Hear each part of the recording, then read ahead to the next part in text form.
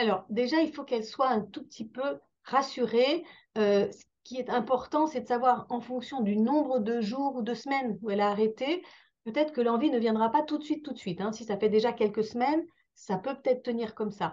Bien sûr, moi, ce que je conseille toujours à mes patients, parce qu'il peut y avoir un moment où on oublie, ce qui est très bon signe, ça veut dire qu'on oublie sa cigarette du matin, c'est de toujours prendre des substituts dans le sac à main ou dans la pochette que l'on emmène avec soi, pour être sûr d'en avoir si on les oublie. Après, elle peut aller dans n'importe quelle pharmacie, c'est en vente libre. Ça aussi, il Mm, faut le savoir. Elle peut mm. en avoir dans la pharmacie du coin.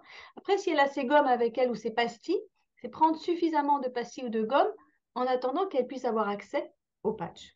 Donc, il ne faut pas hésiter à reprendre toute la nicotine dès qu'elle peut, aller tout de suite vers une pharmacie, c'est en vente libre, et elle peut du coup avoir une boîte qu'elle va acheter, mais c'est évidemment beaucoup moins cher que les cigarettes, et qui lui permettra de passer la journée. Et sinon, se détendre un peu, et puis elle verra que ça peut quand même passer. Oui. Sachant que quelquefois, on a des copains et des copines qui oublient leur patch un matin et qui se disent, oh bah, ma journée n'a pas été si mal, donc j'arrête le patch. Est-ce que Ouais. c'est une bonne idée, ça?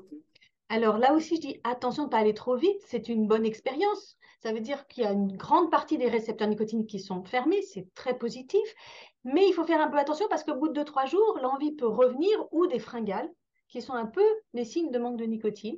Donc attention à la prise de poids quand on arrête trop vite la nicotine. Donc évidemment, pour ne pas prendre de poids, plusieurs choses à faire. D'abord, aller doucement pour diminuer la nicotine, mais prendre la bonne dose de nicotine dès le départ. Et la deuxième chose, c'est de se faire un petit peu plus de mouvement, d'activité physique, on va dire, qu'on ne fait d'habitude pour pouvoir un peu dépenser ses calories. Puis manger équilibré, bien sûr.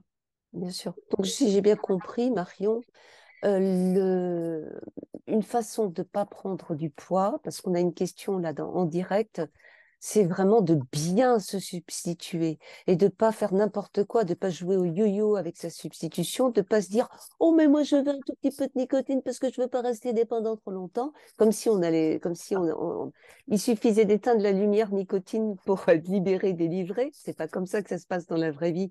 Non. Et le fait de prendre une bonne substitution, d'être extrêmement bien dosé, va limiter, Mouna, votre prise de poids. Ça, c'est évident, hein? Et c'est vraiment comme des béquilles. On ne va pas prendre des béquilles de quelqu'un d'1,60 m quand on fait 1,90 m.